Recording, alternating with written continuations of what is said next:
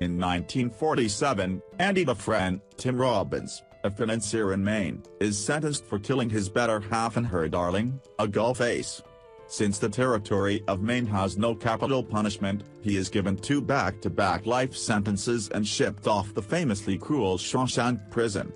Andy continues to guarantee his honesty, yet his cold and working-out attitude persuades everybody to think he got it done. In the interim, Ellis Boyd Redding, Morgan Freeman, known as Red, is being met for parole subsequent to having burned through 20 years at Shawshank for homicide.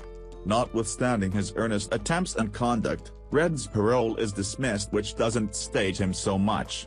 Red is then presented as the neighborhood bootlegger who can get detainees anything they need, sensibly speaking. A caution goes off alarming all detainees of fresh debuts. Red and his companions bet on whichever new fish will have an apprehensive separate during his first night in jail. Red puts down an immense bet on Andy. During the principal night, an overweight recently shown up detainee, nicknamed Fat Ass, separates and cries insanely, permitting Haywood, William Sadler, to win the bet. Nonetheless, the festival is brief when the central gatekeeper, Byron Hadley, Clancy Brown, brutally pounds the husky individual for not keeping calm when he is asked to. In the interim, Andy stays in during and made. The following morning, the detainees discover that Fat Ass kicked the bucket in the clinic in light of the fact that the jail specialist had been out for the evening. Andy asks about the man's name just to get put somewhere near Haywood. Regarding a month after the fact, Andy approaches Red, having known about his abilities for tracking down things. He requests that Red observe him a stone mallet, an instrument he asserts is fundamental for his side interest of rock gathering and chiseling. Red poses a couple of inquiries about his expectations, which Andy dismisses. Red consents to submit the request and furthermore cautions Andy about the Sisters, a gathering of detainees who physically attacks different detainees, above all their chief, Boggs, Mark Holston, who has eyes only for Andy. However different detainees think about Andy, a truly distant person, Red sees something in Andy, and preferences him from the beginning. Red thinks Andy expects to utilize the mallet to design a departure later on, yet when he at long last sees the apparatus real size, he comprehends the reason why Andy giggled and chuckles as well, setting to the side the prospect that Andy might at any point utilize it to uncover his direction from underneath guile. During the initial 2 years of his imprisonment, Andy invests the vast majority of his energy working in the jail clothing or warding off Boggs and the Sisters. However, he relentlessly opposes and battles them without fail. Andy is beaten and assaulted consistently, yet stays silent with regards to it. Whenever a work detail for tarring the top of one of the jail's structures is reported, Red makes some things happen to get Andy and a couple of their shared companions appointed to the gig, offering everybody a reprieve from the standard thing. During the gig, Andy hears Hadley griping about paying assessments for an impending legacy. Drawing from his skill as a financier, Andy tells Hadley how he can protect his cash from the IRS by transforming it into a one-time present for his better half. He then, at that point, offers to help Hadley in finishing up the desk work in return for a few cold brews for his kindred prisoners while on the tarring position. Hadley first takes steps to lose Andy the rooftop, yet at last concurs and to give the functioning detainees cold brews before the gig is done. Red comments that Andy might have designed the honor to fabricate favor with the jail watches as much similarly as with his kindred detainees, yet he additionally figures Andy did it just to feel typical once more. While watching a film, Andy approaches Red with another strange interest and requests the entertainer Rita Hayworth. Red is astonished by the interest, however consents to put in the request. As he leaves the theater, Andy again experiences the Sisters. Despite the fact that he can convince his direction not to be assaulted, he is fiercely thrashed to a pulp, placing him in the hospital for a month. Boggs spends 7 days in singular for the beating. Whenever he comes out, he observes Hadley and his men holding up in his cell. They beat him so gravely that he's left unfit to walk or eat strong nourishment for the remainder of his life and is moved to a jail clinic upstate. The Sisters continue on and at no point trouble Andy in the future. At the point when Andy escapes the clinic, he tracks down a lot of rocks for him to shape and a Goliath banner of Rita Hayworth in his cell, presents from Red and his companions. Superintendent Samuel Norton, Bob Gunton, catches wind of how Andy helped Hadley and utilizations an unexpected cell investigation to evaluate Andy. He observes Andy perusing his duplicate of the Holy Bible and they talk about their cherished stanzas while the gatekeepers are flipping around the cell searching for unlawful belongings. Happy with their experience, the superintendent leaves and nearly neglects to give Andy his Bible back. He then, at that point, urges Andy to continue perusing the Bible, saying that salvation lays inside. Andy is subsequently prompted that he will currently work in the jail library with maturing prisoner Brooks Hatlen, James Whitmore. The justification for his exchange is made clear when a jail watch shows up asking Andy for monetary extorting.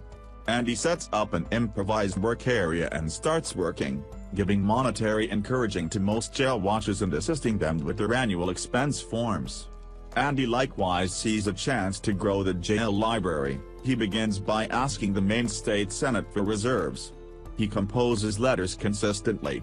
His monetary help practice is valued to the point that even monitors from different penitentiaries, when they visit for between-jail baseball matches, look for Andy's monetary mastery. Indeed, even the superintendent himself has Andy setting up his government forms. Not long a while later, Brooks snaps and takes steps to kill Haywood to try not to be paroled. Andy can talk him down.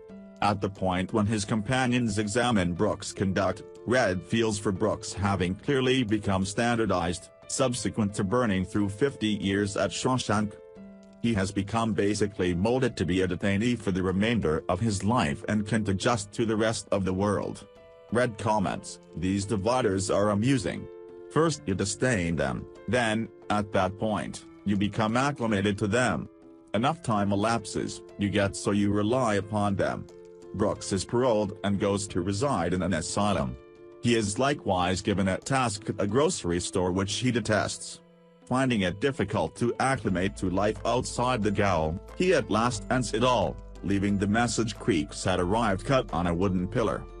Following 6 years of composing letters, Andy gets $200 from the state for the library, alongside an assortment of old books and phonograph records.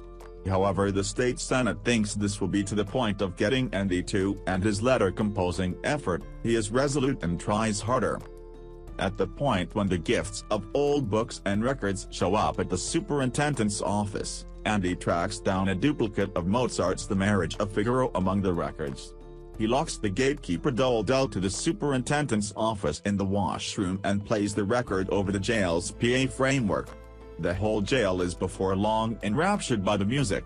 Red comments that the voices of these ladies caused everybody to feel free, if by some stroke of good luck briefly. Outside the workplace, Norton seems incensed at the demonstration of disobedience, and orders Andy to switch in private player. Andy reacts by increasing the volume. The superintendent orders Hadley to break into the workplace and Andy is sent promptly to isolation for a considerable length of time. Whenever he gets out, he lets his companions know that the stretch was the least demanding time he could possibly do in the opening since he enjoyed it with Mozart's Figaro lashed onto his subconscious mind for solace. At the point when different detainees let him know how impossible that is, he discusses the power that trust can have in gaol and that trust can support them. Red firmly can't help contradicting Andy, asserting that trust is something perilous in a spot like Shawshank and tells Andy he ought to become accustomed to living without it. Andy suggests that this is actually how Brooks treated Red, leaves the table furious. Not long later, Red has another parole hearing and understands he's been in jail for 30 years at this point. He utilizes precisely the same words he utilized decades sooner, just with no excitement by any means. His parole is dismissed once more.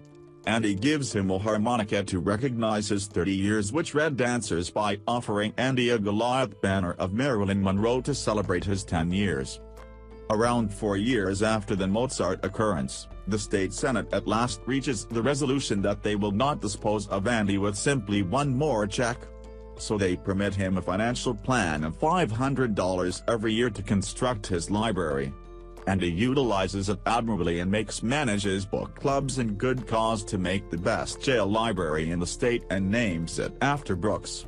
With the expanded library and more materials, Andy starts to tutor detainees who need to accept their secondary school recognitions so they can find a nice line of work once they're out. In the interim, Warden Norton benefits from Andy's information and devises a plan by which he places jail detainees to chip away at public tasks which he wins by outbidding different workers for hire. Detainees are modest work. Once in a while, he permits different workers for hire to score projects as long as the payoff is sufficient.